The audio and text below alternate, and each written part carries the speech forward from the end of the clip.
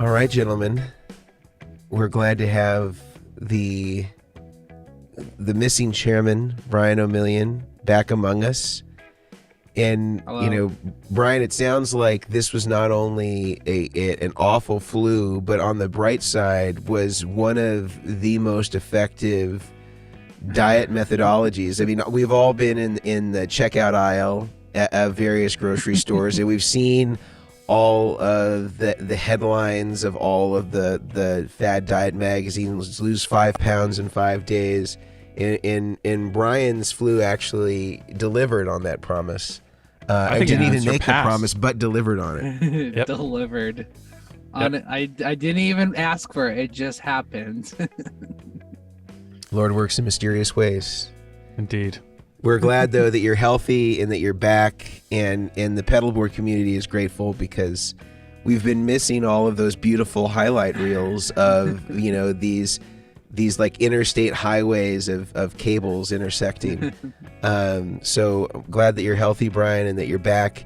And I think that today is a perfect day to have you back, Brian, because as we had mentioned in our social media this week, is that we were going to have users submit their own rigs for us to evaluate. And I think, to be charitable, we're going to give them maybe a couple of pointers on things that we think that they could improve upon. And we're going to have to take some liberties in that not all of these photos that people submitted through the hashtag ToneTown all have Signal Pass as a party to them, so we don't exactly know where everything is going. So we're going to have to make some jumps in kind of our understanding of what's there, and some leaps in the actual signal path. But we're also going to tell you some things you're doing great and some things that we think you can improve upon or consider changing, so that you have some things that you can feel good about and some things that you can change potentially for your rig as you continue to make your way to destination ToneTown. And before we get started, though, I want to take just a moment to acknowledge our sponsor, the amazing Guitar Sanctuary, which, if you weren't aware, Brian Omilion is actually sitting inside of the Pedalboard building space inside the Guitar Sanctuary, but it happens to be one of the most elite guitar, amp, pedalboard, pedal gear retailer in all of the country. And they happen to sell not only Goodwood audio equipment, but also Vertex equipment. And then they have Brian right there if you want to have any of those beautiful pedalboard services. They're available right there through Brian Omilion of Omilion Audio, housed inside of the Guitar Sanctuary. So shout out to them.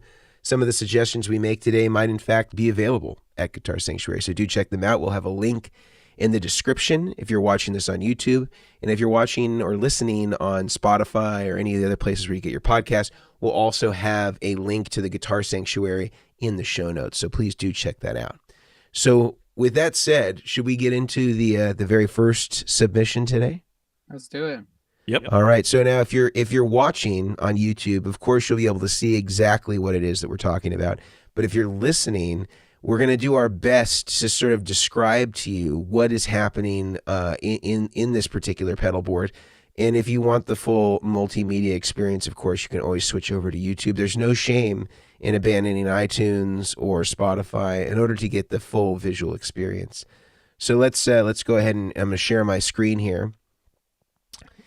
And this is from Joel Or Joel Tubman. Or Joel Tubman. Yep. So let's see. He's figuring it looks like this one is a little bit in flux. But who wants to start first on what they think could be done here? Well, can I just tell you what I see for the listeners here? I'm looking at a pedal train, an interfacer, thank you, a few sideways pedals, all of which are good choices, I have to say. There's a Sonic Research tuner, a Benson Germanium boost, a Vertex boost, if you've ever heard of that. Great boost pedal. And then, is that a Julia? I don't think it's a Juliana. It's a Juliana. Juliana. Yeah, it's a second switch on it. Juliana. There we go. So stereo chorus. And then we have a Benson Pre, Wampler gearbox, HX Stomp, and a Big Sky on a pedal train with some Chalks power underneath. That's what I'm seeing. Couple pedals off to the side there. One of them is Jackson. Do you guys know the other one? Oh, I don't know what the other one is. I don't know either. Yeah, it's hard to tell. I was hoping you guys were going to completely school me there and just, oh yeah, it's this. I'm sure one of our viewers. From the look of it, it looks very pastel in terms of its color. Some good colors in there. Yes, very vibrant. It's not like a jam, like one of those jams. No, because I know that they'll do. But it has a jam-esque feel. Yeah, it has like that feel with the paint. Yep. Right. Can I just tell you guys my first, the first thing I would change? This is personal, and this is less about a best practice. The first thing I would change on this board, I would rotate that tuner 90 degrees. I'm not going to tell you clockwise or counterclockwise, but I would rotate it 90 degrees. I am personally a fan of upright tuners because that's what I'm used to. Some people get used to the sideways tuner and they just understand it intuitively. They're good to go. I really appreciate an upstanding tuner. That's my number one change. Upright or upstanding? Both. Sometimes I just Velcro them with Velcro on the short edge, so they actually are vertical like a skyscraper. But on this one, I'd probably keep it flat, like an RV parked. So upright right tuners direction. and upright pianos. Exactly. Yeah. Upright tone. Okay. Yeah, I'm in the same boat with that. It's funny because I've definitely done the tuner sideways situation, like above like the volume when like I had no room. Sometimes you have to. Sometimes you do, which is it's totally fine. But then like I get myself like when I'm tuning, I'll start turning my head, and I'm like, what am I doing? Like just why am I turning my head? Like I look like an idiot. And everyone watching you's like, what the heck is like this guitar this. face? This guy's got the weirdest vibes. So the guy has had too much coffee, kind of thing. But yeah, I would say the same thing. I personally don't like sideways pedals. It drives me nuts. There's a lot of times that people are like, oh yeah, just turn it sideways, and I'm like cringing, just because, especially in a situation like this where you're physically stomping on it, you have too much of an opportunity to step on those knobs, and if you step on the knob, you could break the pot. I mean, there's a lot of factors, but that's what I would say. I'd just turn them. You got the room for it. It does look like Mason mentioned, there are some other pedals, it looks like that are intended to come into this board. If not, then ample green space and parks available in this city planning episode here. But I would probably say, if there's no more pedals coming, flip them up. It looks like they're running, I can't tell without zooming. It looks like they're running the effects loop on the side. I could be wrong. I see something coming out the right side of the jack. Of the HX? Yeah, of the HX. So I don't know if they're using the HX as like a direct. That looks like it looks almost like a headphone. Is that the headphone jack? Adapter? That might be a headphone. I say a headphone's on the left side too. Oh, it is? Okay. Yeah, It's supposed to be on the left side next to the MIDI. That's why I assume. It does look like that adapter though. Maybe it's maybe it's a holder for the adapter so it doesn't get lost. Maybe. That's a good that would be idea. Since the headphone lots of theories. On the left side. Lots of theories here. One other thing I would probably say, I would correct me if I'm wrong, guys. I would assume the signal chain would be guitar into the interfacer, buffered in, the passive in is not being used, tuner out to the sonic research. Then I would assume it would be going over to maybe the thought would be either the Benson for kind of tone shaping or straight to the gearbox. Then into the Benson germanium into the Vertex boosts. Would you guys? What would you guys change there? Do you guys think that might be the case? I know that the Benson designs are supposed to have some amount of imperviousness to low impedance, but there really isn't any way to fully recreate what a guitar would do into a high, like an impedance sensitive pedal like a fuzz or a treble booster, short of actually like having, like let's say all the windings of a single coil pickup, or basically just putting a single coil pickup in there without the magnets. So even though I know that there is some attempt to be able to recreate that with low impedance, I would still plug right into the treble booster. I would use the interface or passive input. I would feed the Benson germanium boost first, I would then go back into the interfacer, collect the input buffer, feed the tuner out with the sonic research, and then go into either gearbox or preamp based on. We've had this conversation and I think we all differ, but I would say that I would go into the higher gain of the two pedals first based on how he sets them, and then the lower gain, and then I'd finish it with the Vertex Boost, then the Julia, then the Big Sky, and then it looks like he's using the HX Stomp for some sort of modeling. You could also throw that Big Sky in the loop of the HX Stomp, and so then that way you could kind of put the Big Sky after any sort of modeling, amp modeling in there, just so that it doesn't get affected by the amp distortion. I like it. The thing I will say, that one of the things I really do like here as well, I don't know what the thought process was, but I like the two boost choices because they are so different. The Vertex Boost is very transparent, lots of headroom, lots of gain. The Benson Germanium really, when it gets turned on, yes, it boosts, but it also warms up your signal. So it does add a bit of tone shaping just by the nature of the pedal. And so I think that choice, you have one boost in the beginning, you turn it on, it adds more gain and clipping to the subsequent pedals. And then you have the Vertex Boost at the end, which is clean and will then just boost the level of whatever signal has come before it. So I think it's a pretty smart choice on the pedals. I like the overdrive section here. Yeah. I think there's a lot of flexibility. And I like the power supplies here. He's chosen some nice power supplies. Yeah. Overall, it's a great board. It's not like packed. It's not overly complicated, but you have some flexibility with the HX Stomp MIDI outputs as well. If you wanted to send MIDI to the Big Sky and change presets as you were switching sounds on the HX, you could do that as well. So you could have some basic MIDI functionality also, which is great. Great board. Lots of sounds on here. All right. Yeah. Good choice. I gotta add one more tip to this. One thing I would do, and this is because I do this on my board. So with the HX Stomp, because it's so close to the board, he's likely probably changing between different profiles, or he's probably engaging or disengaging his delay because there's no delays. That third switch, he could utilize that third switch, which I would do by running a MIDI cable out of the HX Stomp up to the Big Sky, and then you can either bank up and down the Big Sky, or you can send the Big Sky different PC changes. So like me on my personal board, my timeline, when I change to a different preset on my timeline, say I go from A to B, or I bank up to a new bank A to B, it changes on my Big Sky. So I'm not having to double tap dance everything because I don't have a switcher right now.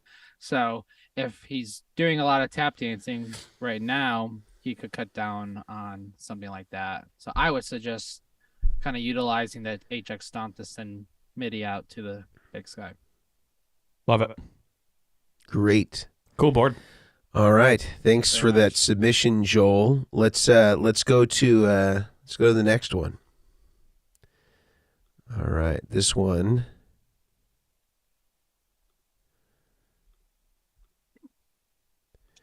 This one is from Maverick Hogan. Mav. It's good. Okay. I like he's got a Mesa Boogie Mark 1, it appears. Very, very old school. I like it. Maybe has like a Steinberg. That's a Strandberg. 24 fret. Strandberg, sorry. Yeah. Steinberg. It's okay. So The this Strandberg. guy, Well, and I know that he can Brian play. knows that because Brian owns several of these as part of his arsenal. Yeah, he tucks him in every night before bed.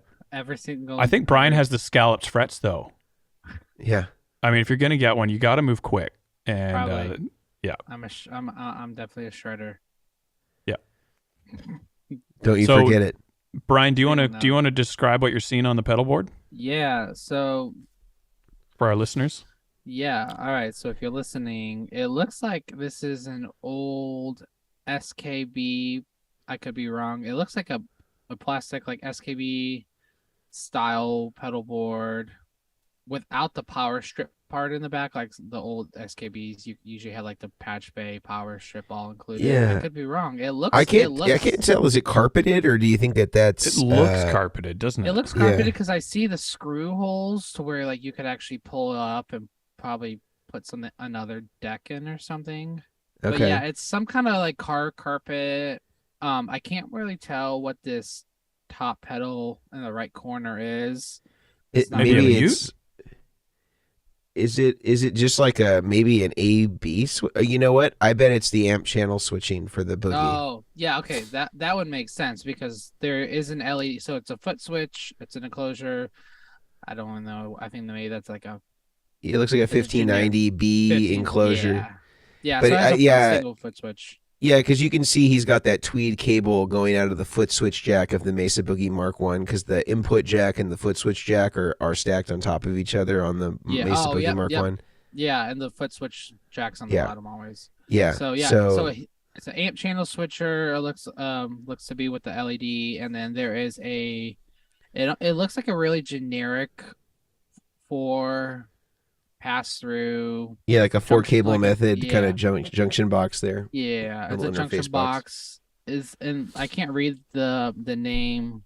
It's this green one. Oh, Can you- Westwood.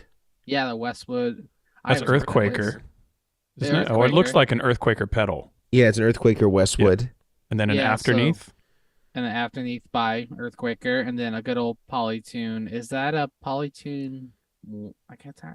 It's a full size one, big It's a boy. full It looks like size, it's big got old it looks like guy. it's got the bona fide buffer potentially, but it also Okay. looks like maybe there's a buffer in this patch bay, because I can see that there's a little Yeah. DC jack in the back there. So maybe this is maybe he built one of the DIY buffers that we show free schematics on how to do, or maybe Yeah. he had somebody build it for him. I don't know. Yeah, I mean, the only other company I could see, because it looks similar, would be like American Loopers. They make a lot of those boxes like that. Hmm. But it's some kind of patch bay 4 cable method into an Ernie Ball Jr. It's definitely not Mhm. a full size. Yep. And then a good old Boss equalizer. Is that what's that called? Is that GE7? the GE7. Yeah, GE7. And then and then It's the cool. Walrus Audio Fathom Fathom, which is a reverb. reverb. Into Yep. reverb and into it's a digital delay. I actually can't tell. It's one of the DDs. Let's see if we can see here. It's not a Uh, 7 or 8, I don't think, because it doesn't have 3 Oh. jacks on the right. Maybe a 5. Yeah, or a 3. I don't know. Yeah, I'm not up on my DDs. Sorry. an older Nah, DD yeah. Boss delay. Which I love. I love the DD. Like I They love are the good. Boss. There's like I had like a DD5 or something, and I did one of them where I had like a mod where I modded and put an onboard tap switch, which was super fun. But yeah, I love those pedals. And then this last one, I can't tell. Is this like a boost? I think that's a looper. I think it's a TC looper. Because I Not can a see oh yeah, because he has the tuner on the right. I was gonna say tuner. Ignore I can me, see guys. the cables going down through the Ye- front, but yeah. up. So it's Yeah, it almost looks- like he has them in a loop. No, it looks like it's in series. It looks like it's in series with the tuner and with the delay, and then it's going back to maybe the interface box after the looper pedal. Interesting. Well, and on the front, it has I can't tell if those are dip switches or a knob. If you zoom in on it, On the looper? On the top that face little of it? box. Yeah, there's so I think something on it. I think it's a TC electronic. I think it's either TC electronic. I think it's a looper from them. I think it's like the newer Okay. version of the Ditto. Okay. Okay, nice. Interesting. I think. Okay. At the end Could of the be chain, wrong. that's a good place. Could be Yeah. wrong. That could be. Yeah, and then it looks like a one spot CS12. the 12, which is a great power supply. All in it's a great- mono. Yeah. No all in switcher. mono. Yeah, it looks like all the wet effects, and I could Yeah, be so- wrong, but it seems like the EQs in the effects loop. Yeah, it seems like that at minimum the EQ, maybe the volume pedal too could be in the effects loop. I'm not sure, but it looks like Yeah. the EQ, which isn't necessarily a bad thing on the Boogie, because I think on the Mark One for sure. I think you had a shared tone stack, so sometimes having an EQ and a channel switching amp with shared EQs on both channels can be a nice way to be able to kind of vary up the clean tone versus the overdrive tone to kind of get you some dissimilar EQs. Or he could be using it, because it doesn't look like he's got a real extreme say here. Excuse me. Whew, got the yawns. Yeah, so it looks like he's maybe just got a little mid-range boost on it here, just tiny bit. So maybe he just wants a little bit of a mid-range kick. He's maybe just kind of using it as a little boost. Yeah. But yeah, I think that EQ it's not a bad place to put it in the effects loop. I'm not sure if the volume pedal is in the effects loop, but volume pedals in the effects loop, you generally want to go low impedance. I'm not sure what the impedance of this Ernie Ball volume pedal is. There's two varieties of Ernie Ball. There's the high impedance, which is 250K. So that would be like the MVP, the standard VP Junior. Those are both 250K. And then they have what they call the active version, which is not active, but it was designed for active pickups. And that's a low impedance version. That says 25K on the front. If I were using this volume pedal in a loop, I would definitely make sure I got the 25K version. Nice. Yeah, I mean, I don't have a lot of experience with the Earthquaker pedals on here. But besides that, I mean, everything is solid. I like it. Two changes, if I can go into changes, two changes I would make. If this is the final iteration of the board, I would probably shift everything, including the volume, to the left. So the looper, delay, reverb, all that, EQ, so that I could bring the other Earthquaker pedal down into the bottom row. So everything's accessible in the bottom row because he has the space for it. Then you could move the amp channel switching down as well, or you could put it on top of the patch bay for more access. But or he could put it next to the looper too, because you don't need power to that. The cable will power the LED, so you could put that down the front row too. So I'd probably shift the layout. The other thing I just have to say, for someone that changes boards a lot, I cannot stand a carpeted pedal board. First thing I would do on this, I'd rip off the carpet, because after a couple times of moving pedals up and down, the carpet starts to fray and give, and then your pedals get wobbly and it just doesn't hold. So in my mind, a carpeted pedal board is a bit of a... I don't want to go so far as to say it's like a cardinal sin, but it's not something that I would not endorse it. I would probably rip the carpet off and I'd put some dual lock down on the surface below the carpet and move on. Well, sorry, go ahead, Brian. I was going to say there's some pedal board builder companies that will sell you like the pedal, like if they're making a flat board with that flight panel, super like that nice like plastic. It's not ABS. They're like what you see on like a road case, but it's like a smooth surface. Yeah, it's like a smooth surface with that like hexagon backing. Oh, okay. Some like I can't think of it. I always call it flight panel, but I know it's a different name for it. But it's not like ABS plastic, because some pedalboard builders, like Get Off My Case and them, they'll build like I think it's a piece of plywood, and they do the ABS on it, which is a good surface. Sometimes it can be difficult to pull like anchors and stuff off, but then other like Creation Music Company, their flight panel, I don't even know what it's called. It's some kind of flight material, something. But it's a hexagonal. Yeah, I have one right here, so it's hard to tell. Yeah, I can see it. Yeah, but the other side is really nice and smooth. And when you like, if you were to take the channels off, because I've done this in the past, there's wood in the inside, but it's significantly lighter. The reason I say all this is to say some companies will sell you like a blank, like a plank piece of it, and you can insert it. So like I've done plank toppers on pedal trains, on some other stuff that it doesn't come with the metal and everything that you don't need, but then you just need the plank topper, which is really nice. So you could always pull off this piece, measure it, and perfectly fit it in there. You would have a little bit better of a solid surface that you could attach Velcro. Because likely on this carpeted, you probably had to use the one side, the rougher side of hook and loop to actually attach these anchors to the board. So everything's probably a little bit wobbly. Yeah. I see what you're talking about. Yeah, as far as using the hex material on the bottom instead of ABS, and you wouldn't want to use the hex or ABS on the top ideally, and the reason why is that it's petroleum based, so it's hard to get adhesives to stick well to it. Whereas if you use Formica, which is like a countertop material that's pretty common amongst like flat surface pedalboard builders, Formica or Phylon is a more common surface, and that maybe looks like what they have, and they like laser etched the Creation logo into it.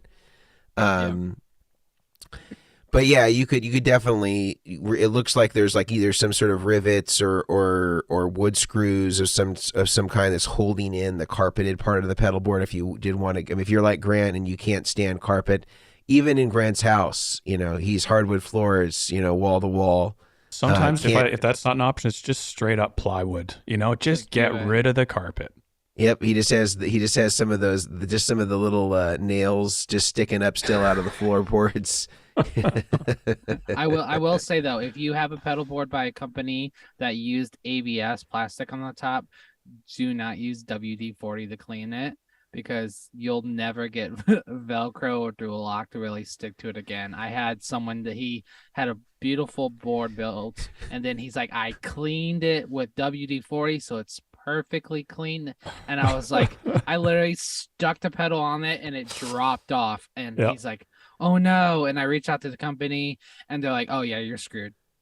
Like, good to always test on your friend's pedalboard first. That's that's my mantra. I felt bad because it was huge. It was a huge board too. Oh, like 38 by 20. Like it was, and they worked with me and they got me a new one sent out, and they're like, rub some dirt on it, do all these different.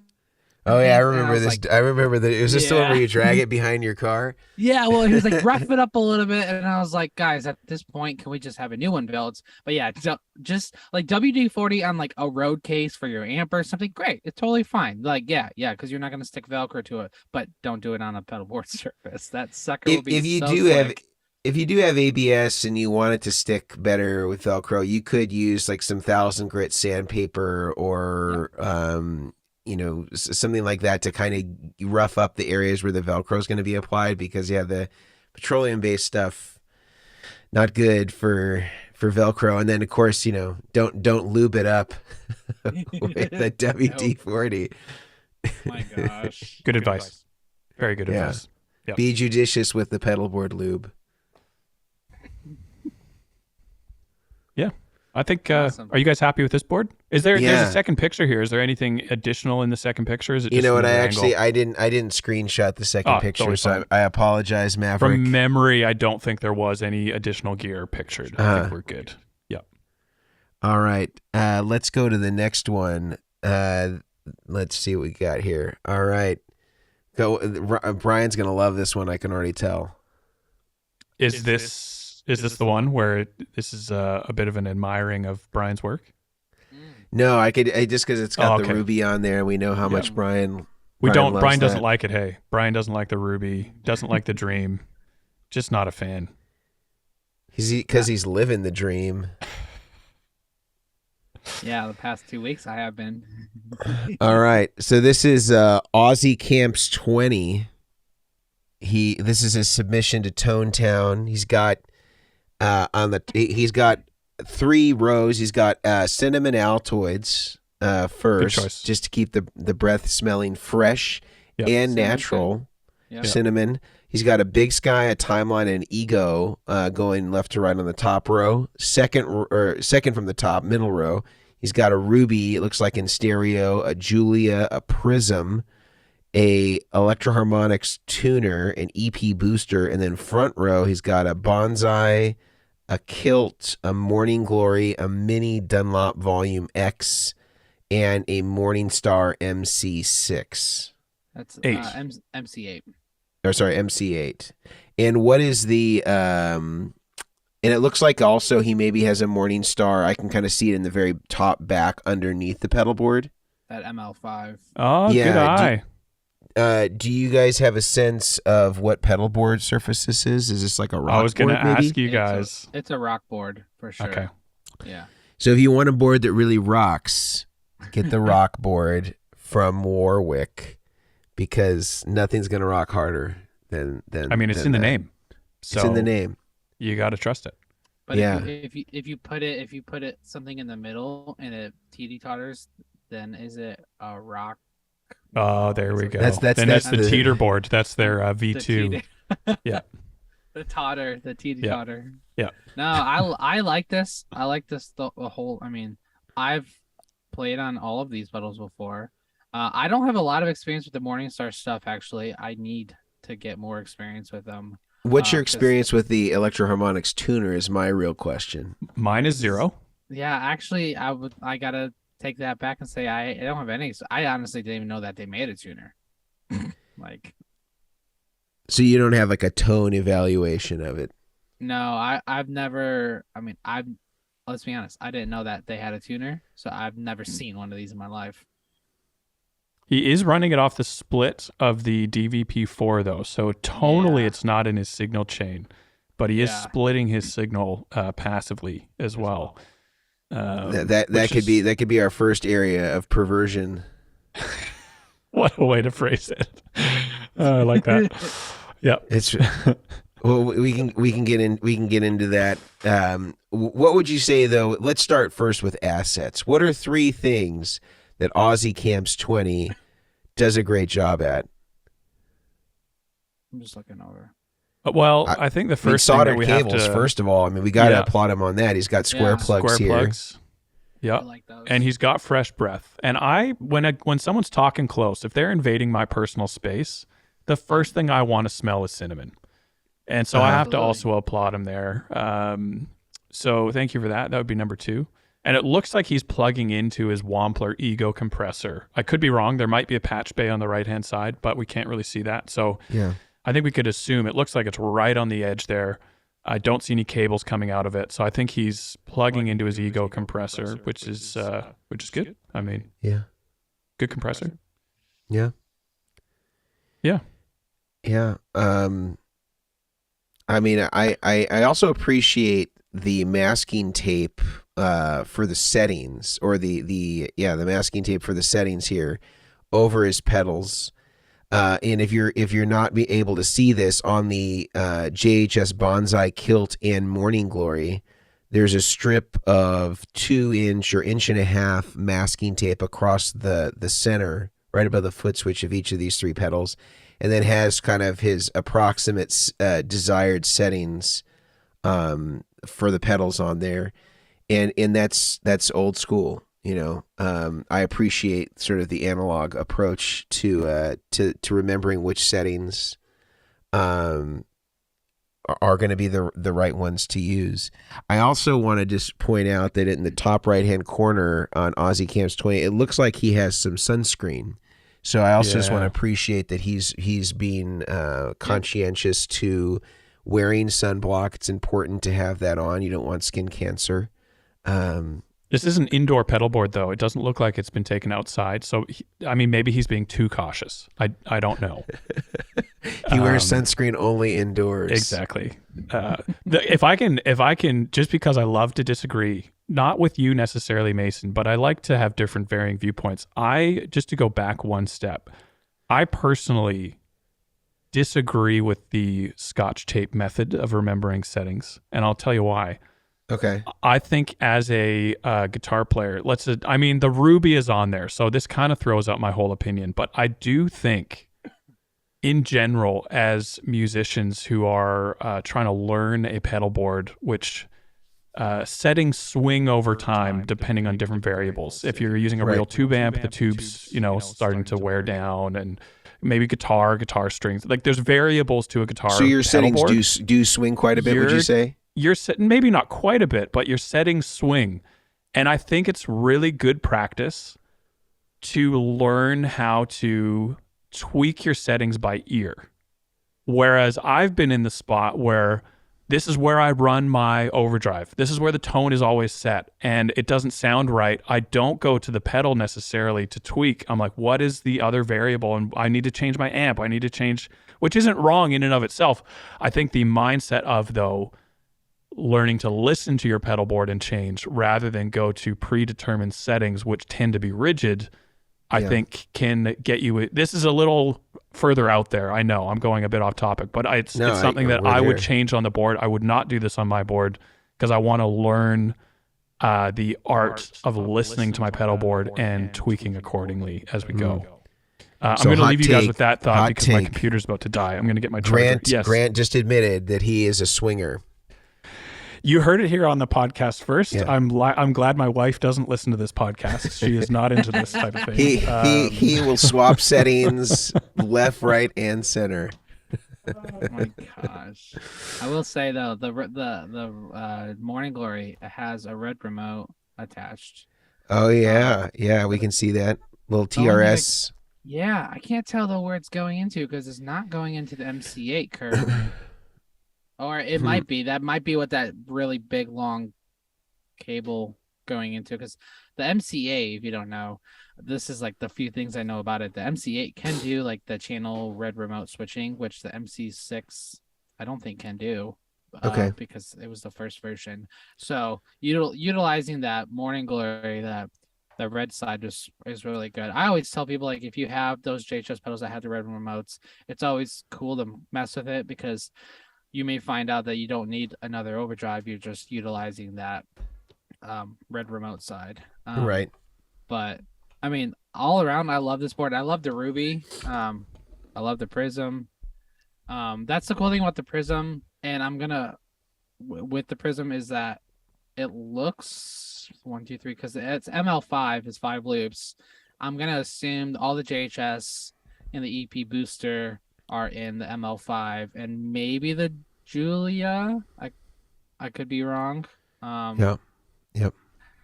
If he's turning it on and off from the switcher. Yeah, no, I think it's a great all-around board. I personally don't like barefoot buttons. That's just me. That's my only pet peeve. I don't personally like them because I have a huge thing about people playing barefoot. I don't like that. It's just with this weird thing I have. Especially after having the flu, just be more shoeless. sanitary. I do not like shoeless. Like whenever like we had someone try to join the team and they took their shoes off and we're like, hey, we're gonna need you to have your shoes on. And like they're like, oh, why? My last church this. I'm like, yeah, that's just like I just have this thing about it. I don't like the shoeless. I like professionalism, that kind of thing, and for me that's So you're saying athlete's foot is not professional? This is a great segue into our other sponsorship request, which is for Tenactin or Lotrimin spray. If anybody has a contact there.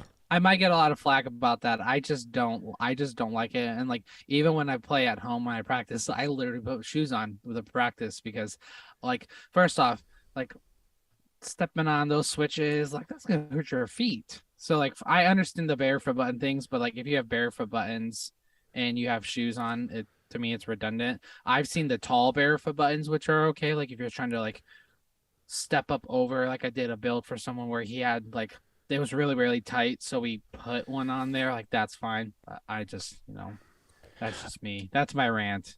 I would say, though, if your theory is correct and he has the Bonsai Kilt and Morning Glory, which are on the front bottom left row, so closest to the player, if those are in the ML5, I would adjust the layout accordingly because now he's, and this may not be the case, I could be wrong, but I would put the pedals that are not in the looper closest to the front, so for easy access, and then I would, and not MIDI, so I'd prioritize, let's say Julia, EP Booster, and Prism, just to throw out pedals are not in the looper, I'd move those down to the front row, and then I'd put the ones in the looper and connected to MIDI up in the back, and always on up in the back.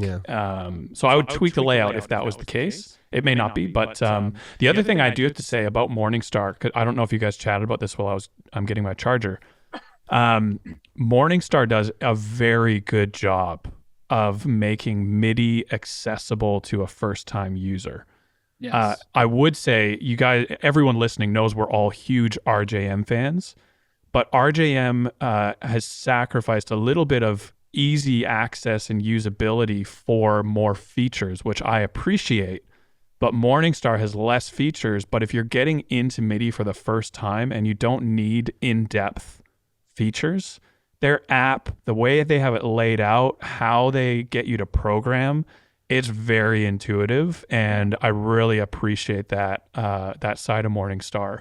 They still do, I have to say, they still do have a lot of features in them. RJM is just on another level, and they are very in-depth. But Morningstar has done a very good job on that side of the MIDI game, if you will. Yeah. Completely agree. Their videos are insane. Like they're They do a good job, a very good job. I gotta admit, all these companies coming out with all these like high quality like videos of products and tutorials, like it's about time. I gotta say, because there's some people who are like, hey, this is a red pedal plugged into a tan amp, and this is what it sounds like. Go buy it. Yeah.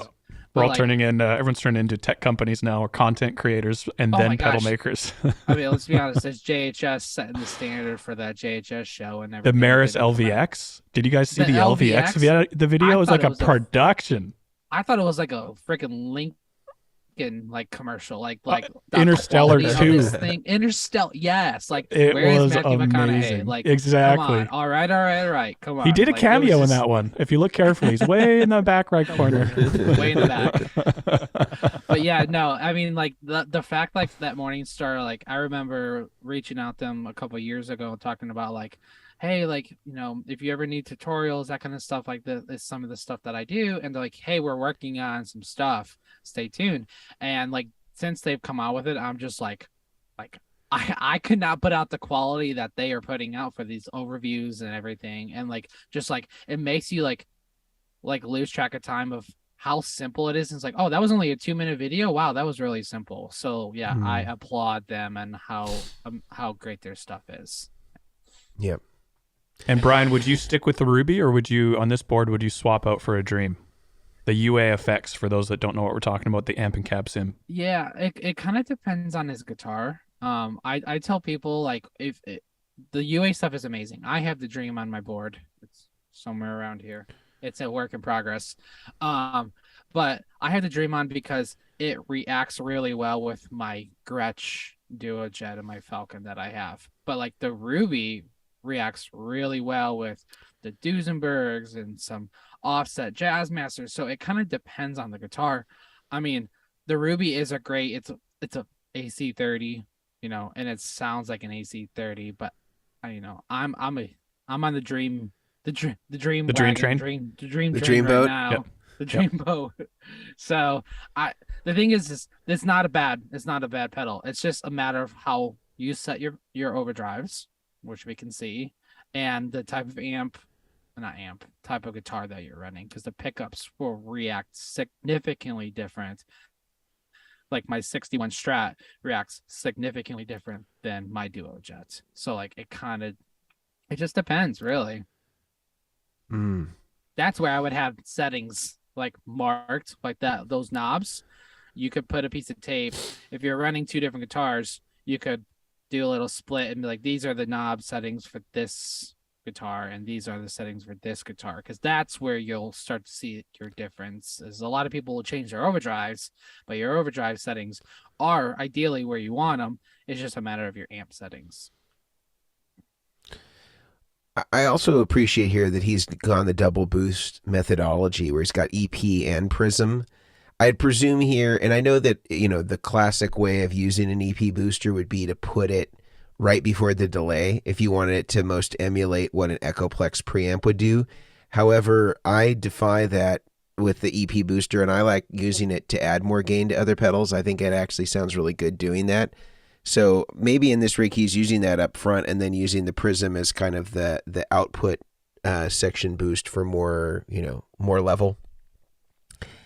But I think this rig's really solid. I think the only thing we identified early on was that the tuner out is being used on the Dunlop, and that, is a no-no. You don't want to have a parallel load on a passive volume pedal unless you have a buffer running immediately before it. It's just generally not advised that you use it in that fashion, and it looks to be true bypass, and I think it would have less consequences just running it in series, honestly, from a tone suck perspective. So I mean, I think we talked about this, Grant, and I talked about this in the volume pedal video / podcast. Just don't do it.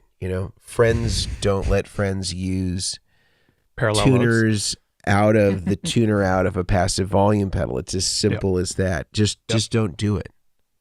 It's just illegal. In some countries, it's illegal to do that. As it should be. They tell we don't as like you telling come you in, what to do. as you're landing in that country. They'll tell you, as you come in. They'll check your pedal board. Check it. Yep. Yeah. Sometimes it's been known to happen that they'll just you'll get your pedal board back when this happens in Australia often, and the cable will not be removed; it will be cut. They will cut the cable going from the passive output of the tuner out on your passive tuner, and they will they'll leave you a very colorful note. So just something to consider, especially when traveling to Australia. Well, this guy maybe he is Australian because he says Aussie Camps 20. I don't know. And so he should know better, is what I'm hearing. Potentially, right? Yeah. But all in all, other than that, a good pedal board, depending on which pedals are in loops of the ML5, I would change the layout to get more accessibility. Like a big red flag for me right now, the tuner currently is always on, so you don't need to hit that. But the EP booster, I would absolutely be hitting the MC8 foot switch every time I try and hit that EP booster because I'm big and clumsy feet. I am not a pedal sniper. I can't just tap pedals all willy-nilly and not hit anything else around it. So I'd change that. Pointy boots, Sorry? that's what it is. It's pointy boots. Well, the steel-toed caps don't help either. I don't leave home without them. So that's also something to consider is the layout here. But love the cinnamon Altoids and love the pedal choice. All right. Aussie Camps 20. Thanks for sharing that. And let's go to our next one. Let's see. All right, here's the next one.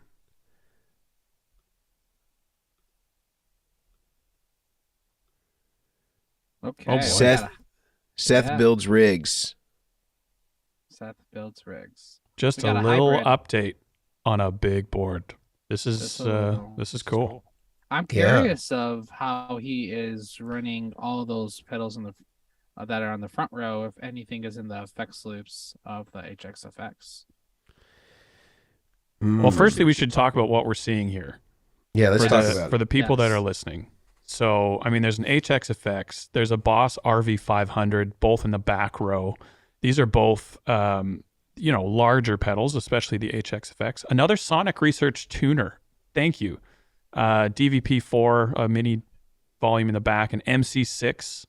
So it's MIDI capable, a couple of those kind of mini expression roller knobs, or maybe potentially a volume. I don't know how he's using them. Vertex boosts, an Archer, Slow Hand by Greer. What's that?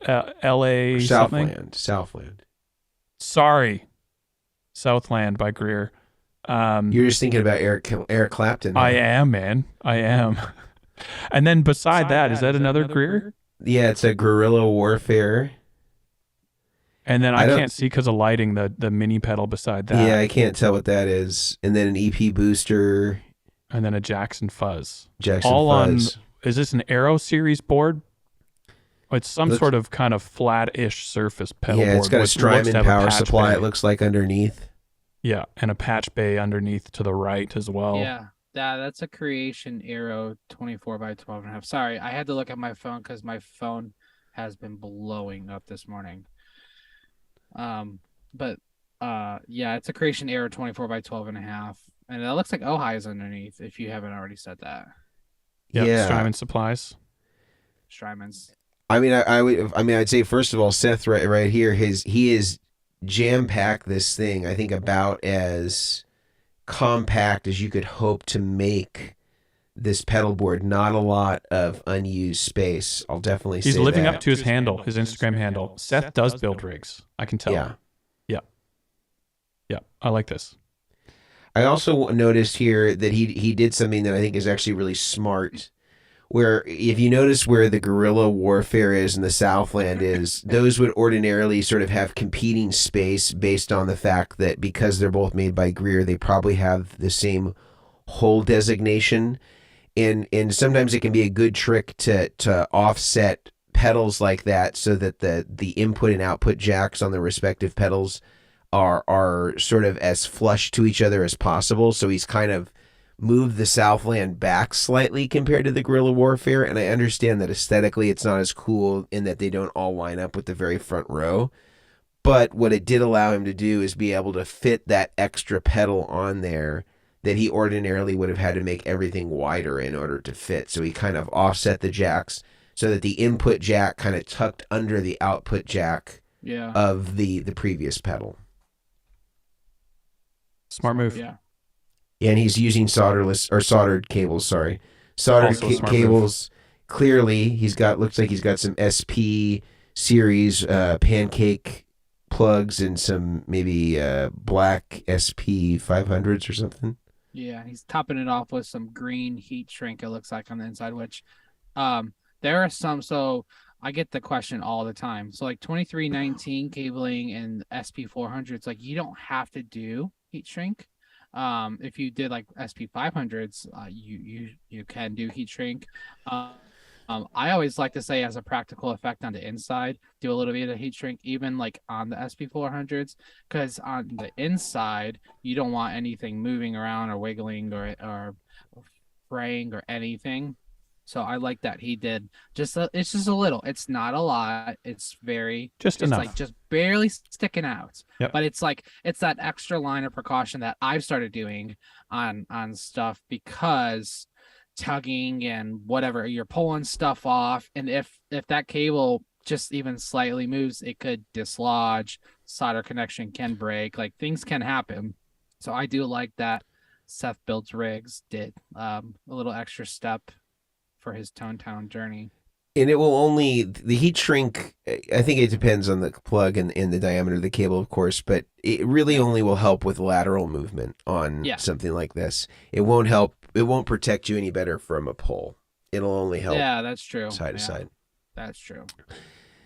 But in any case, Seth has developed his signature, starting to develop his signature look. You know, Goodwood already took white, so everybody else, you know, and I believe Grant has patented white heat shrink. I've actually patented white the color. So if you ever see white on any company branding, the Beatles' White Album is just it's over. I've talked to them about it. We're on good terms. So are you going to send me a cease and desist because my Vans have white on them? Well, I actually decided to be quite generous with it, so I don't send that many cease and desists. It's really only to people that are using the tuner out on their passive volume pedal. I send it very quickly. Other than that, just to send a message. Exactly. Got it. You have to make an example of somebody, and those are the easiest targets. I was gonna say I was real bummed because I just got these, and you're good, man. You keep walking. Yeah, those Vans they're made for stepping on pedals. They're so comfortable. Yeah, it's because of the white. They're my because of the white. It's the high tops. I told my coworker. I texted him. I was like, "Why do I not want to take these shoes off?" And he's like, "Because you feel powerful." I'm like, "That's it." No, I love this board. I think it's great. I think he did a great job. The thing I will say, roller knobs. That's what I'm curious of. The little roller knobs. I wonder if he's going directly into the MC6, or maybe one roller knob is going to the RV 500. I mean, there's a lot of HX effects, or the HX. Like, there's a lot of different variations where even that mini DVP4, like, is that a volume or is it an expression? Maybe we'll never know. It looks. What would you do if it was your board? There's some coming out of the Vertex boost, so it looks like he might be using it either as a volume or expression for the boost. Good eye. I didn't catch that. If this was my board, I would be doing the boost and the DVP4 as volume, and then I would be probably running. Can the MC6 take 2 expression inputs, or is it just one? Yeah, I think it's just the one, isn't it? Okay, so I'd probably be running them both to that, and then I would just have multiple expression mappings for different scenarios through the HX effects and the RV500, depending on the presets. But I'd probably be using the rollers for 2 expression options in the DVP4 with the boost, the Vertex boost for volume stuff, which is great. I think expression is awesome and underutilized a lot of ways. To be able to create a preset and then have expression control to keep that preset flexible depending on your context or the sounds you're after, I think is a very powerful option to have that a lot of people don't consider. I think a lot of people don't realize is like there are some guitarists like Andy Timmons uses an expression on his board, but it only goes to his mix level on his delay.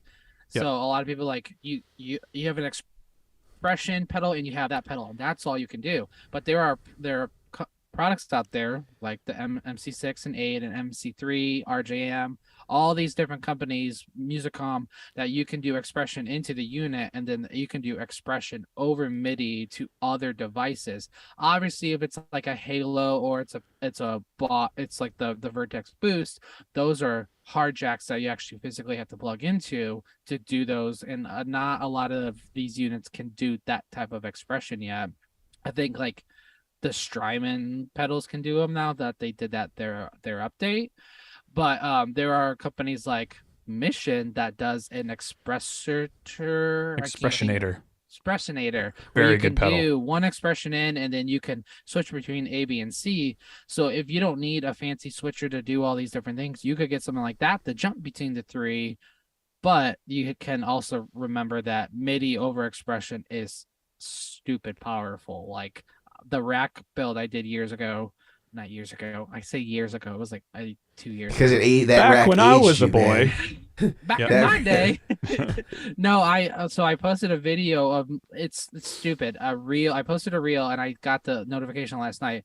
I hit like 1.5 million views on this one video of me literally doing an expression with the automatone on the rack. And it's literally just Crazy. moving the slider. And of that, like all the comments, people were like, I didn't know that you could do that. And I'm like, yeah, it's called MIDI over expression. So it's interesting. A lot of people don't understand it, but if you utilize MIDI over expression over MIDI, it's a game changer. So yeah. What I'll often do with the Expressionator as well, because I'm a big fan of that unit from Mission, is I will, for customers where this fits, will take one of the Expressionator outputs, send it to a PBC for expression over MIDI, and then the other two outputs can go directly hardwired to something, in this case, like the RV500, maybe a Timeline, if they ever just want really quick access to mix only or something like that. Because the other thing I think you need to consider with wet effects especially, and overdrives, but wet effects in this context is if you play a lot of venues, your delay and reverbs should shift to suit the venue. If you're playing in a really echoey room or you're playing in a really dry small club, you should tweak some of those wet effects. And sometimes expression is just a really easy real-time way of doing that, depending on the song and the sound you're after. So it is very powerful expression, and expression over MIDI is great. I love it. Very cool board. Everything on here. Good work, Seth. All right, let's see what else we got. Should we do one more? Yeah, let's shoot for one more.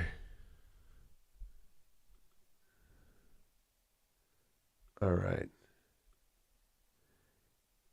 Sharing screen. All right, this is from Nice. Ari Stofus. All right, we got, so top row, we got a Hall of Fame Reverb, CE2W, Small Stone Nano, Full Tone OCD, Keeley Compressor. Bottom row, we have an SY200, DD200, Wampler Tumnus Mini, in a Electro-Harmonix Qtron Plus. Okay. Looks like a pedal train pedalboard. And it looks like signal chain quickly, I think, is compressor, Qtron, OCD, Tumnus, SY200. Where are we going from there? Maybe up to the chorus? DD2, it looks like DD200. Yeah, DD200. Then DD200 and then up to the goes chorus. goes to the Small Stone Phaser, then to the court. Yeah, then Phaser to the chorus, Hall of Fame. Then Hall of Fame. So a bit of a different signal chain here. So Qtron overdrives, synth delay, phaser chorus, reverb. Phaser after delay. Yeah.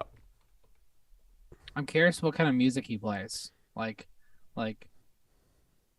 the fact that I said like twice. The fact that the SY200, and I gotta say the SY200, I don't know if this is a new trend or just a new thing going on right now. I put like 5 or 6 SY200s on boards in the past like couple months, and I don't know. What do you think? Is it your favorite new pedal?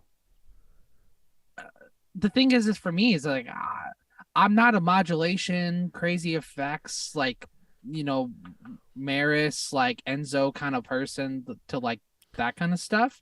I see these on like key setups and stuff like that, which would make perfect sense. But on a guitar board, I don't know. That's why I'm generally curious what type of music he plays. What do you use for your dubstep cover band, Brian?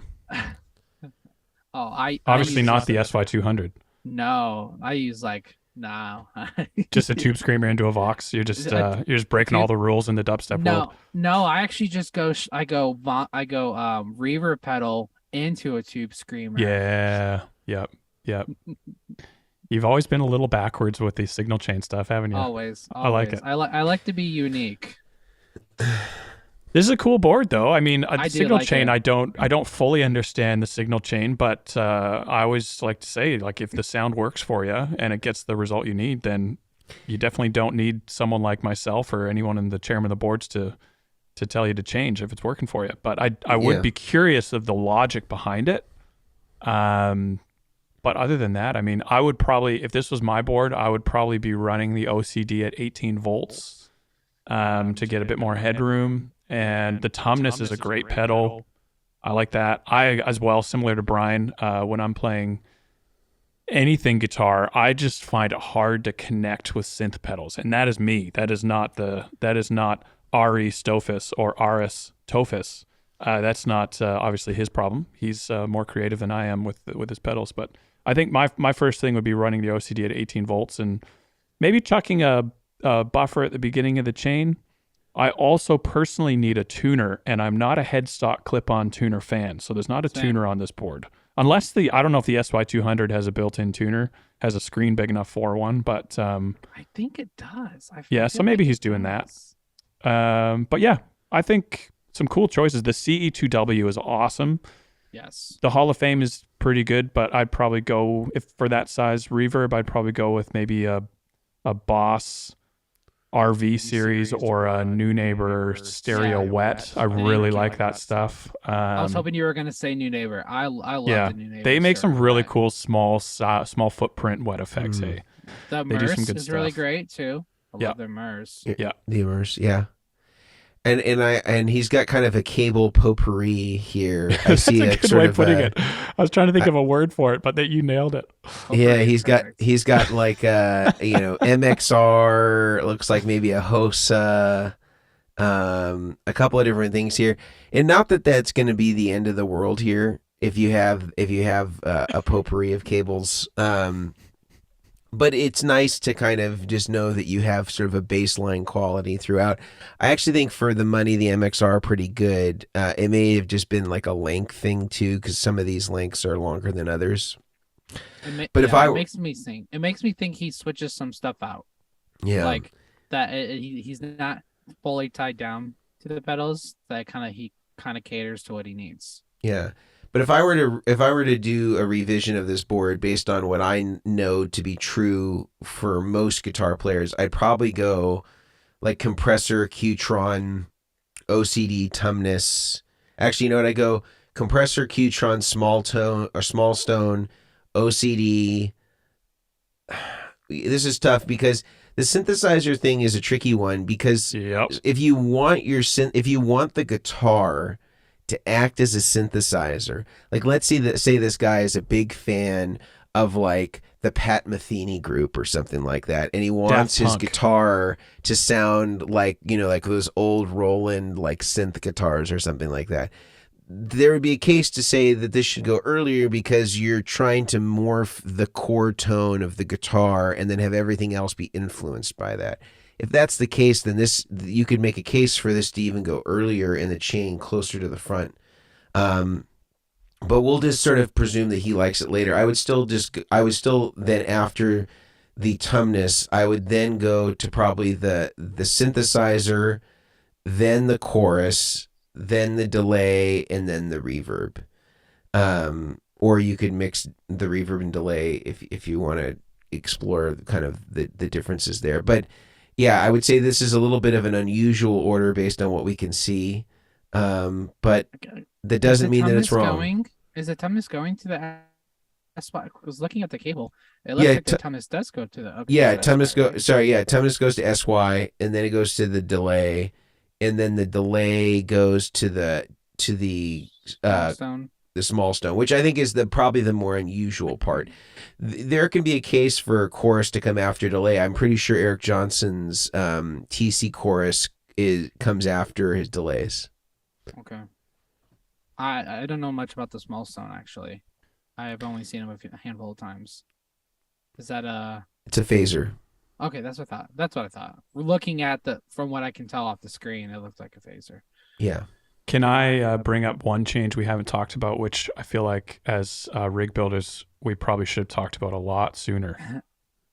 Okay. I would plug power into the pedals as well. That might be a good one. Maybe he's using Bluetooth power. It's it's great for space saving if you don't have to plug in power jacks. Really hard to use though. Yeah. Listen, I got a text message during NAMM from a named source that it was a pedal plate that you attach, and you know how I feel about pedal plates. Yep, and it wasn't the same company. It was a completely different company, but it was a company that was designing a pedal plate that you attach to the pedal, and then it has a power cable, kind of like if you think like the the Aux 9 or whatever it's called, that like foot switch that you get for the H9, the OX whatever. Yeah. The Barn 3 one. The Barn 3. Oh, I can't remember what the name of it was. So like it was that same kind of concept, but you put on say a Qtron. A Qtron. Say it's a Qtron.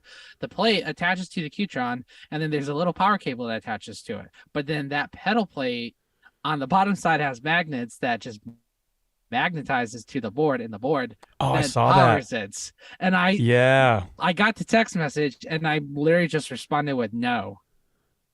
No. Period. You're brutal, Brian. I was very brutal. Well, it came from someone that I know. And they're like, what do you think about this? It wasn't a stranger trying to pitch you their product, and you're just like, no, not on Shark Tank, not here, not ever. I've had those before. Listen, I'll give you 20% for this. No. Yeah. It was just like one of those, like, no. And I didn't get a single response back from them, nothing, until they came back from NAMM. And they're like, why didn't you like it? And I was like, come on, magnets, pedals. I start going through all these things. Nothing good happens with magnets. Like a freaking magnet messes with your cell phone. Come on, what do you think it's gonna do to your pedal? So it was just like it was just one of those things. But yeah, I agree with you. I think power would be a good start for here. Yep. Because I can't even. It looks like there's a power supply mounted underneath. That's a bit darker in between the small zone. He's in flux right now. He was waiting for us to critique it so he could finish it up. Yeah, let's give him the benefit of the doubt. He's at the blinking red light of Town. Yep. Yeah. It's just waiting the turn. Yeah. Well, there are a lot of those fads, though. I know what you're saying, Brian, where I think that, some people are really lured by the kind of the like mosquitoes, or the moth to a flame, or my European friends to techno music. They can't stop. They're just drawn to it.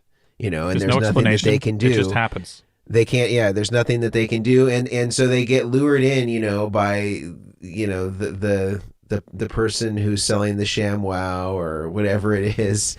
They can't help it. They like the fads. They can't distinguish that this is something that would be really fringe and is not really an established thing. But sometimes people want to be early. They want to be they want to be the early adopters, and they could say, "I was on the ground floor of the magnetically powered pedalboard." I don't know, but there's a lot of those in the NAMM show, especially in the dungeon. You'll see a lot of these kind of like things that people are hoping get traction, but never do. Just like the Jimi Hendrix wireless unit, exactly the way that he would have done it back at Woodstock. That was one of the best things at NAMM. Interesting. I never heard of that one. Yeah, Jimi Hendrix endorses it from the grave. The technology that didn't exist, at least at best 15 years after he died. Yep. At least in the guitar context, maybe 10 or 12. But anyway, I just thought that was funny.